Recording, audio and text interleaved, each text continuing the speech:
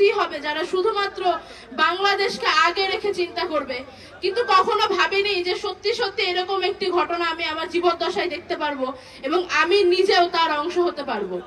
আমি আজীবন মহান সৃষ্টিকর্তার শুকরিয়া আদায় করব শুধুমাত্র এই কারণে যে জুলাই বিপ্লব আমি আমার চোখের সামনে ঘটতে দেখেছি এবং তার কিছু অংশ হলেও আমার হাত দিয়ে আমি অংশ নিতে পেরেছি।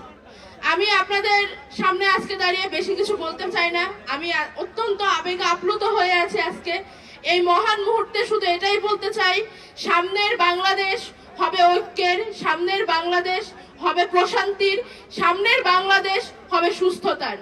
রাজনৈতিক সুস্থ প্রতিযোগিতা হোক আমাদের মধ্যে, ভালো কাজের প্রতিযোগিতা হোক।